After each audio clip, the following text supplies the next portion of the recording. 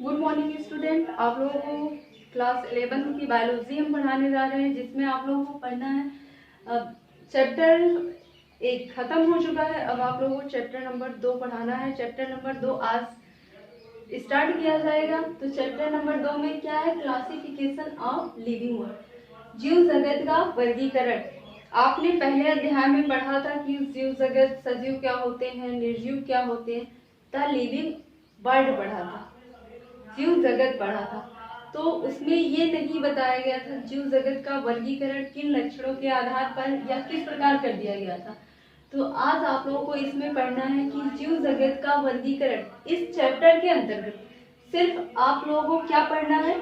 जीव जगत का वर्गीकरण किस प्रकार कर दिया गया है और उनके वर्गीकरण के क्या क्या लक्षण हैं, ये आपको पढ़ना है इस चैप्टर के अंतर्गत।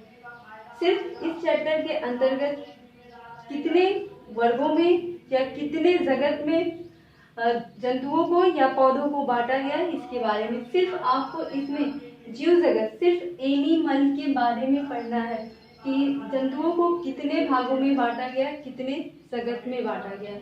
तो सब आइए हम पढ़ना प्रारंभ करते हैं। क्लासिफिकेशन ऑफ लिविंग वर्ल्ड ये क्या है? तो इसमें आपको पढ़ना, हमने बताया कि क्लासिफिकेशन किस प्रकार किया जाता है। सबसे पहले क्लासिफिकेशन किस वैज्ञानिक ने दिया था, वर्गीकरण किसने दिया था। तो सबसे पहले वर्गीकरण पढ़ने से पहले आपने अध्याय 1 में पढ़ा था कि जैव विविधता किसे कहते हैं। जैव विविधता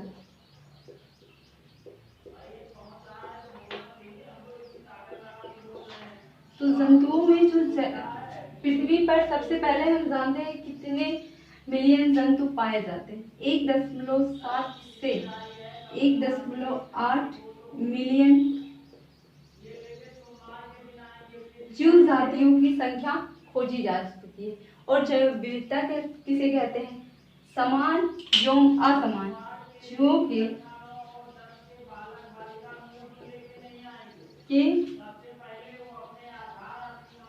समानता एवं असमानता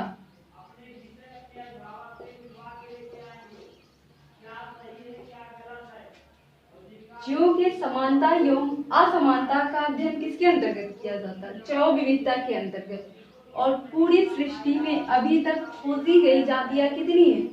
1.7 से 1.8 मिलियन जातियां खोजी जा चुकी है, जिसमें लिविंग ऑर्गेनिज्म आते हैं, जीव जंतु आते हैं।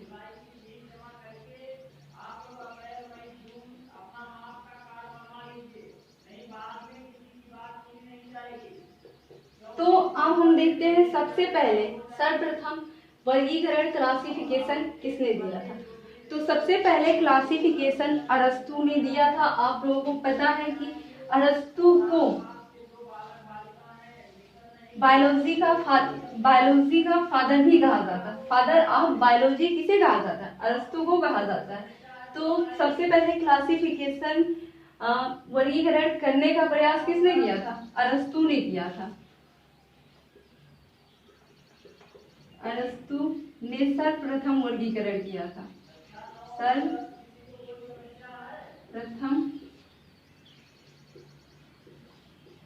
वर्गीकरण किया था।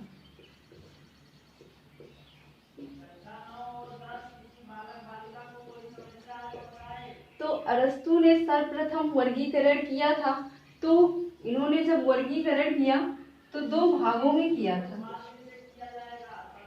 पहले पौधों को अलग कैटेगरी में रख दिया था, दूसरा जंतुओं को अलग कैटेगरी में रख दिया। अब इन्होंने कह सकते हैं 2 जगत वर्गीकरण प्रणाली दी थी। तो पौधों को अलग रख दिया था और जंतुओं को अलग रख दिया था।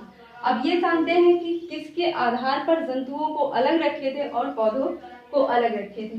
उन्होंने पौधों को शाक, झाड़ी, वृक्ष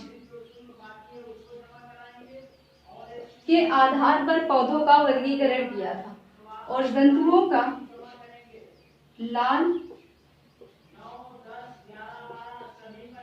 रुधिर की उपस्थिति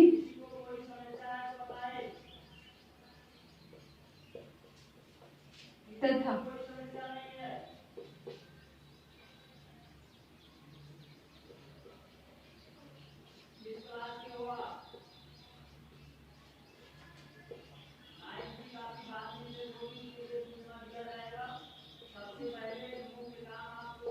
अनुपस्थिति के कारण अनुपस्थिति पर। तो अरस्तु ने सर्वप्रथम वर्गीकरण का सिद्धांत दिया था। तो इन्होंने वर्गीकरण का द्विजगत प्रणाली कह सकते हैं सिद्धांत दिया था। तो पौधों को अलग वर्ग में रख दिया था और जंतुओं को अलग। जब इन्होंने पौधों का वर्गीकरण किया तो शाख, झाड़ी और वृक्ष के अनुसार किया। तो शाख किसे कहते हैं? जो छोटे छोटे पौधे होते हैं उन्हें शाख कहते हैं, जिसमें लकड़ियां नहीं पाई जाती हैं उन्हें शाख कहते हैं। और झाड़ी किसे कहते हैं? झाड़ी बहुत ज्यादा संख्या में उगे होते हैं, इसमें कांटाई युक्त शाखाएं होती हैं, पतली पतली होती हैं, इसमें जो लकड़ी होती है वो बहुत पतली होती है, तो इसे क्या कहेंगे? झाड़ी कहेंगे। वृक्ष में मोटे मोटे काष्ठ होते हैं, तो उन्हीं को क्या कहते हैं? वृक्ष कहते हैं। तो अरस्तु ने शाख, झाड़ी और वृक्ष में वर्गीकृत किया। और जंतुओं को लाल रुधिर की उपस्थिति और जिसमें लाल रुधिर नहीं पाए जाते थे, इस प्रकार उन्होंने इसको वर्गीकृत किया। तो जब अरस्तु ने पौधों और जंतुओं को इस प्रकार वर्गीकृत किया तो इसमें बहुत ज्यादा मान्यता नहीं दी गई। तो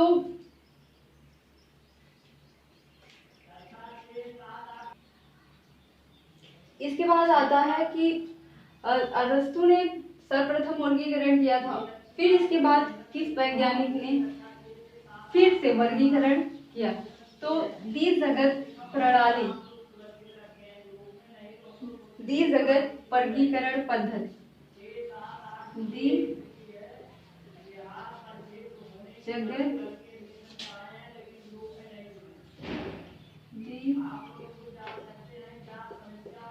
जगत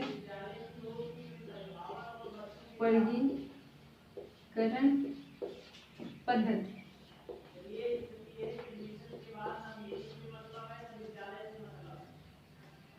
टू किंगडम क्लासिफिकेशन,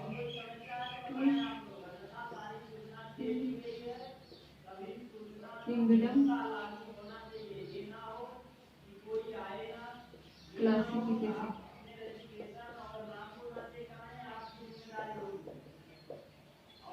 द्विजगत वर्गीकरण की पद्धति कैरोलस लीनियस ने दी थी।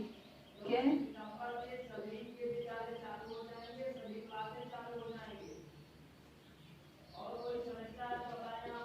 कैरोलस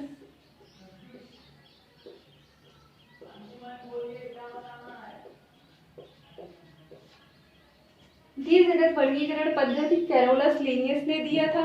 और कैरोलस लीनियस ने भी इसको दो वर्गों में विभाजित किया था। पहला पादप जगत, दूसरा जंतु जगत में।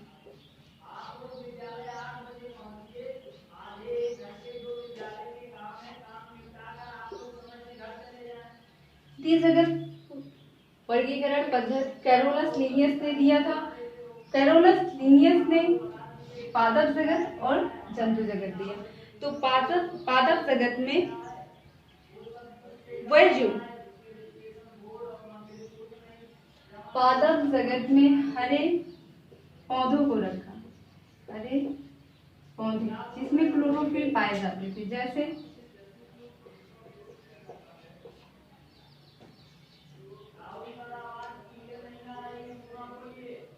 समुद्री घास,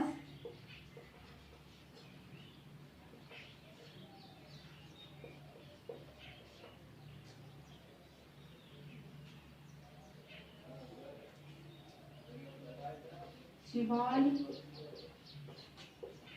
मांस, फल और लाइकेन। इन सबको किस जगत में रखा कैरोलस लिनियस ने? पादप जगत में रखा। और जितने भी जंतु थे, चाहे वो एक कोशिकीय हों या बहुकोशिकीय हों, उन सबको जंतु जगत में रख दिया या बहुकोशिक,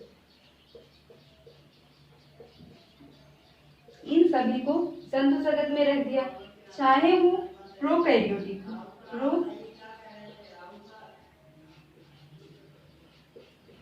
प्रोकैरियोटिक हो या यूकैरियोटिक। इन सबको एक ही संग जंतु जगत में रख दिया।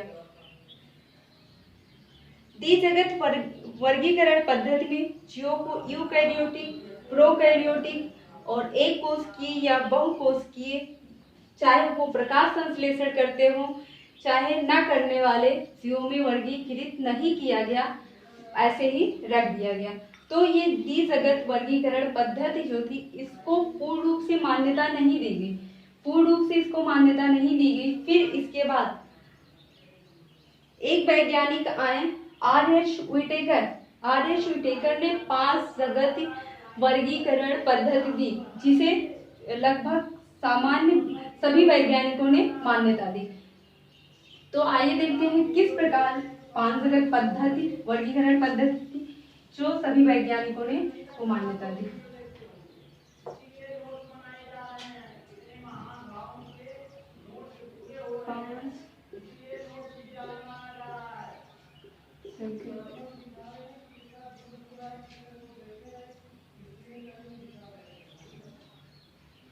वर्गीकरण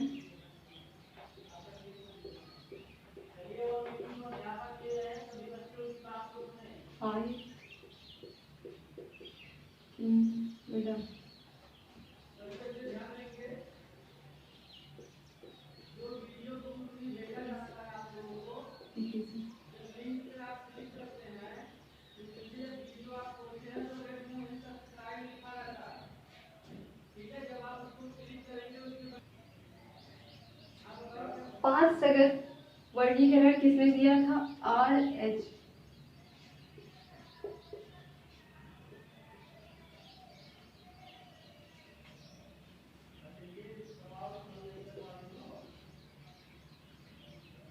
व्हिटेकर ने दिया था।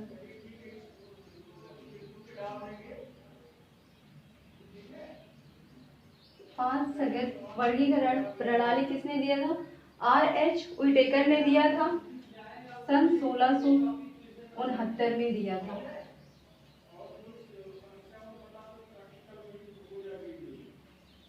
तो इस 5 जगत वर्गीकरण को सभी वैज्ञानिकों ने, अधिकांश, सभी नहीं कह सकते, अधिकांश वैज्ञानिकों ने इसको मान्यता दी। तो 5 जगत प्रणाली किसके आधार पर, किस बेसिस के आधार पर 5 जगत वर्गीकरण दिया गया था? तो कोशिकीय संरचना के आधार पर, कोशिकीय संरचना, पोषण विधि,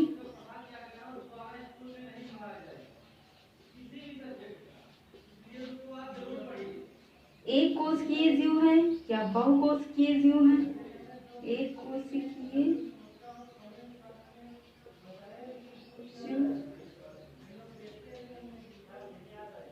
बहुकोशिकीय जीव,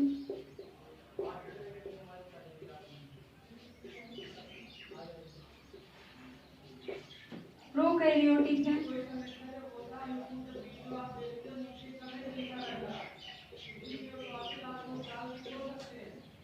या यूकैरियोटिक।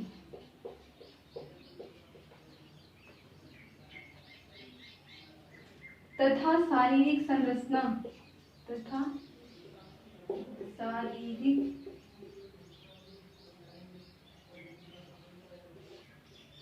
संरचना के आधार पर जीवों का वर्गीकरण किया गया।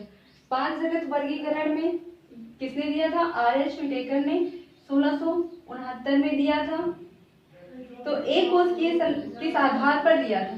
जीवों की कोशिकीय संरचना के आधार पर दिया था, पोषण की विधि के आधार पर दिया था। एक कोशिकीय जीव क्या है, बहुकोशिकीय जीव क्या होते हैं, और प्रोकैरियोटिक क्या है, यूकैरियोटिक क्या है, और इनके शरीर की संरचना कैसी होती, इसके आधार पर 5 जगत वर्गीकरण दिया गया था।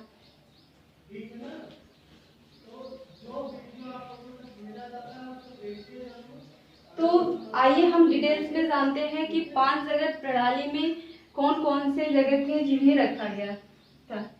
पहले 5 जगत कौन से थे, मोनेरा,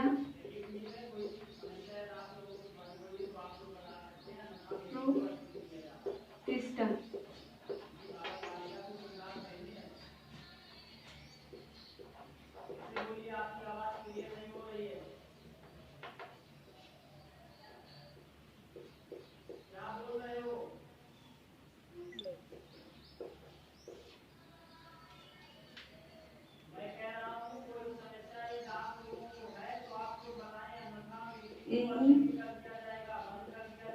मेलिया।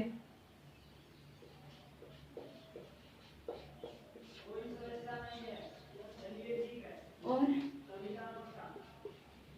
अच्छा, तो इन जीवों को 5 जगत प्रणाली में जो रखे थे, प्रोटिस्टा था, पहले मोनेरा था, प्रोटिस्टा, फंजाई, प्लांटी और एनिमलिया। इन 5 जगत में जंतुओं को रखा गया। जंतुओं को अलग रखा गया, पौधों को अलग रखा गया, जीवाणुओं को अलग रखा गया, और बैक्टीरिया को, जीवाणु को अलग रखा गया, और जो वायरस थे उन्हें, विषाणुओं को अलग रखा गया। उनके लक्षण के आधार पर, शारीरिक संरचना के आधार पर, एक कोशिकीय है या बहुकोशिकीय है, प्रोकैरियोट्स हैं या यूकैरियोट्स हैं, इस आधार पर रखा गया। तो सबसे पहले हम देखते हैं इनके लक्षण क्या क्या होते हैं। कोशिका प्रकार, कोशिका प्रकार, इन जीवों में किस प्रकार की कोशिका पाई जाती है। ये एक कोशिक होते हैं या बहुकोशिक होते हैं, चाहे वो मोनेरा हो, प्रोटिस्टा हो, फंजाई हो, प्लांटी हो या एनिमलिया हो। तो इसमें कोशिका की प्रकार जो होती है प्रोकैरियोटिक पाई जाती है, प्रोकैरियोटिक, और इसमें यूकैरियोटिक पाई जाती है, कैरियोटिक। इसमें भी यूकैरियोटिक, इसमें भी, ये चारों में क्या पाई जाती है, यूकैरियोटिक। तो हम आप लोगों को बता दें कि कोशिका 2 प्रकार की होती है, प्रोकैरियोटिक और यूकैरियोटिक। पहले अध्याय में बताया गया था प्रो का मतलब क्या होता है, प्रोकैरियोटिक का मतलब क्या होता है, यूकैरियोटिक का। तो आज इसमें फिर से चर्चा हुई है, तो हम आज फिर आप लोगों को बता दे रहे हैं प्रोकैरियोटिक किसे कहते हैं, यूकैरियोटिक किसे कहते हैं। यहीं पर प्रो मीन हमने आपको बताया था कि प्राचीन, और कैरियोन्स मीन्स, कैरियोन मीन्स न्यूक्लियस होता है, जिसमें बहुत प्राचीन प्रकार की या प्राचीन टाइप की कोशिका पाई जाएगी, न्यूक्लियस पाई जाएगी, उसे मोनेरा कहेंगे। कह सकते हैं अल्प विकसित, जो प्रोकैरियोटिक में कोशिका होती है वो बहुत अल्प विकसित होती है, ना के बराबर। तो उसे, जिन जंतुओं में प्रोकैरियोटिक कोशिका पाई गई, न्यूक्लियस नहीं पाया गया, कह सकते हैं पाया गया डिसअपियर के बराबर, यानी ना के बराबर पाया गया, तो उन जंतुओं को प्रोकैरियोटिक कोशिका के अंतर्गत रखा गया, उन्हें मोनेरा संघ में रखा गया।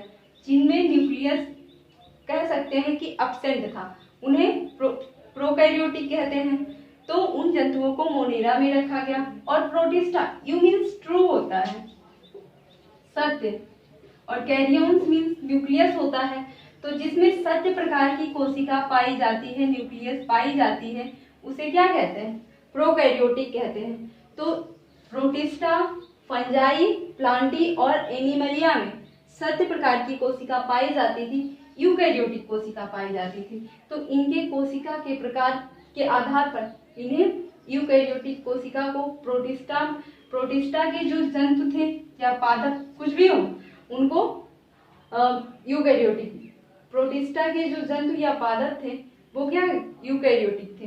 फंजाई में भी यूकैरियोटिक थे, प्लांटी में भी और इनमें भी। इनमें न्यूक्लियस प्रेजेंट होता था। अब दूसरा होता है कोशिका भित्ति, सेल वॉल। कोशिका भित्ति। अब किन किन जंतुओं में सेल वॉल पाई जा रही है और किन किन जंतुओं में सेल वॉल नहीं पाई जा रही, या सेल वॉल किस रूप में पाई जाती है। इसमें जो होता है सेलुलोज रहित होता है, सेलुलोज रहित होता है। इसमें कोशिका भित्ति नहीं पाई जाती है और इसमें कुछ में उपस्थित होता है और कुछ में नहीं उपस्थित होता है।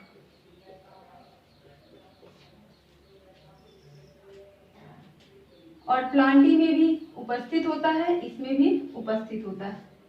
प्लांटी, फंजाई, प्लांटी और प्रोटिस्टा में सेलुलोज उपस्थित होता है और एनिमलिया में सेलुलोज उपस्थित नहीं होता है। अब आप देखते हैं केंद्रक, न्यूक्लियस किसमें पाया जा रहा है, किसमें नहीं पाया जा रहा है। दूसरा पॉइंट है न्यूक्लियस, केंद्रक। हमने आपको बताया था प्रो मीन्स प्रिमिटिव, प्राचीन टाइप का, कैरियोन्स मीन्स न्यूक्लियस, ना कि बराबर न्यूक्लियस जिसमें पाया जाएगा वही प्रोकैरियोटिक कहलाएगा। तो मोनेरा में न्यूक्लियस क्या है, एब्सेंट है, अनुपस्थित है। जहां पे प्रोकैरियोट्स की बात आएगी तो वहां पे आप कह सकते हैं न्यूक्लियस अनुपस्थित होता है, न्यूक्लियस नहीं पाया जाता। अब दूसरा प्रोटिस्टा, प्रोटिस्टा यूकैरियोट्स है तो इसमें न्यूक्लियस क्या होगा, प्रेजेंट होगा, उपस्थित होगा। और फंजाई में भी यही है, ये सब यूकैरियोट्स हैं तो इसमें भी उपस्थित है और इसमें भी उपस्थित है। इसमें इन तीनों में क्या है, चारों में न्यूक्लियस प्रेजेंट होता है। अब आपको शरीर संरचना देखना, इनके शरीर की संरचना कैसी होती है। एक कोशिकीय ये होते हैं,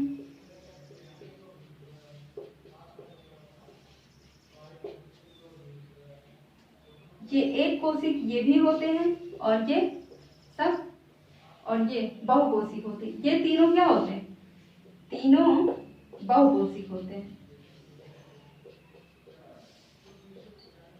आप लोगों को बताया गया एक कोशिकीय किसे कहते हैं, बहुकोशिकीय किसे कहते हैं, जिसमें कोशिका की संख्या, न्यूक्लियस की संख्या सिर्फ 1 पाई जाए, सिर्फ एक पाई जाए, उसे एक कोशिक कहेंगे। और बहुकोशिक उसे कहेंगे जिसमें न्यूक्लियस की संख्या ढेरों में पाई जाए, अरबों, करोड़ों, मिलियन में पाई जाए, उन्हें कह सकते हैं कि वो बहुकोशिक है।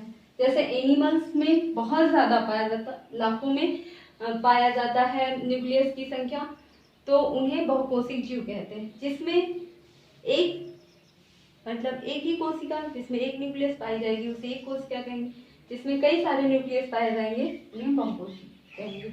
अब आता है पोषण, इनमें पोषण किस प्रकार से होता है।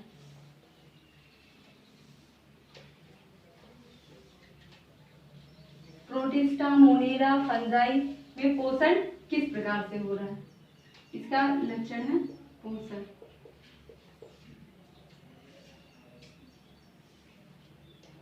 तो इसमें कुछ होते हैं स्वपोषी होते हैं, परपोषी होते हैं, कुछ रसायन संश्लेषी होते हैं और कुछ जीवाणु संश्लेषी होते हैं।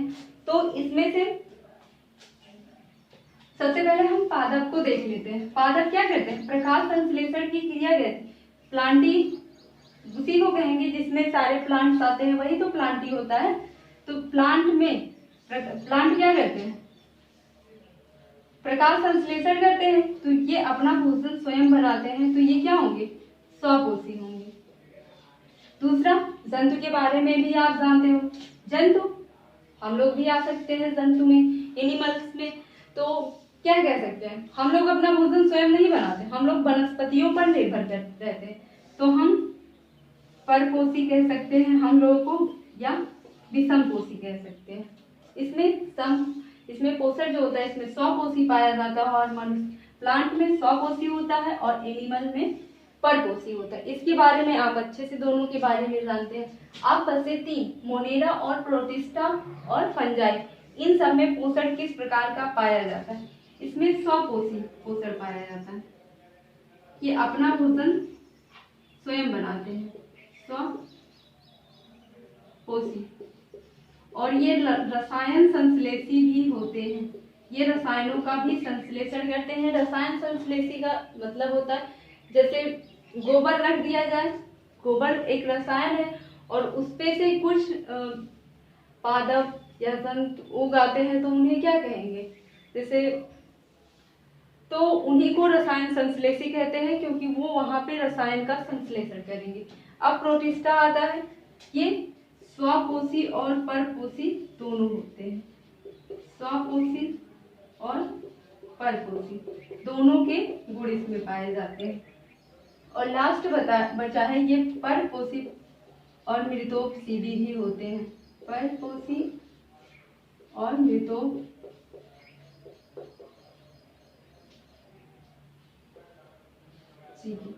दोनों। स्वपोषी भी आप जानते हैं किसे कहते हैं, परपोषी भी जानते हैं और रसायन पोषी। तो एक बार हम फिर से बता देते हैं, स्वपोषी वह जीव जो अपना भोजन स्वयं बनाएंगे, स्वपोषी कहलाएंगे। रसायन संश्लेषी किसे कहते हैं, जो रसायनों का संश्लेषण करेंगे उसे रसायन संश्लेषी जंतु या पौधे कहेंगे, जैसे गोबर के ऊपर कोई जंतु या पादप का उगना। आ रहा है मृतोपजीवी जंतु किसे कहते हैं। मृतोपजीवी जंतु वह होते हैं, मृतोपजीवी जंतु जो मृत जीवों के ऊपर रहते हैं उन्हें मृतोपजीवी कहते हैं। मृत जीवों का भक्षण करेंगे वही मृतोपजीवी कहलाते हैं। जैसे कुछ छोटे छोटे बैक्टीरिया, वायरस, वो मृतोपजीवी होते हैं, वो मृत जीवों पर पाए जाते हैं तो उन्हीं को मृतोपजीवी कहते हैं। अब लास्ट आता है प्रजनन विधि, किन जीवों में किस प्रकार का प्रजनन पाया जाता है। प्रजनन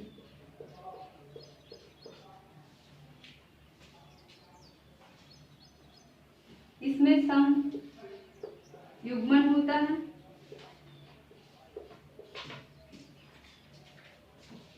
इसमें युग्मन जो संलयन होता है,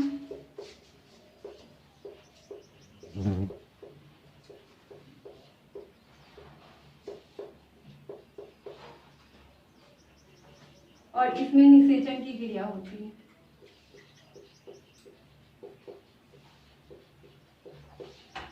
इसमें भी निषेचन होता है, इसमें भी निषेचन की क्रिया होती है। तो प्रजनन के लक्षण मोनेरा में जो होता है समयुग्मन होता है, प्रोटिस्टा में भी समयुग्मन और संलयन के द्वारा होता है, फंजाई में निषेचन होता है जिसे आप फर्टिलाइजेशन कहते हैं, नर जनन अंग होता है और मादा जनन अंग होता है।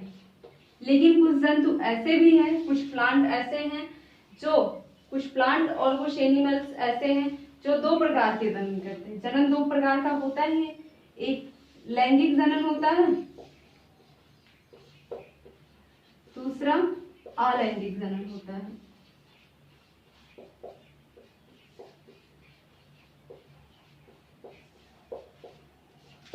अलैंगिक जनन, लैंगिक जनन में नर और मादा होंगे, नर युग्मक होगा और मादा युग्मक होगा।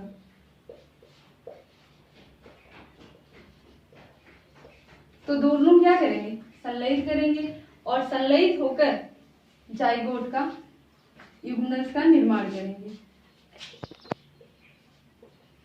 में क्या होता है, लैंगिक जनन में नर युग्मक होता है और दूसरा मादा युग्मक होता है। तो नर युग्मक और मादा युग्मक मिलकर युग्मनज का निर्माण करेंगे। लेकिन अलैंगिक जनन अधिकतर प्लांटों में भी होता है, पौधों में भी होता है और कुछ जंतुओं में होता है। तो इसमें कायिक भाग से, चाहे इसमें न नर होंगे न मादा होंगे, अपने तने से ही, चाहे जड़ हो, तना हो, पत्ती हो, उसी में से अलग होकर एक नए संतान को जन्म देगा या नए पौधे को या नए जंतु को जन्म देगा, तो वही अलैंगिक जनन है। तो आज बस इतना ही 5 जगत प्रणाली आपको बताएंगे। नेक्स्ट आप लोगों को इससे नेक्स्ट टॉपिक बताई जाएगी।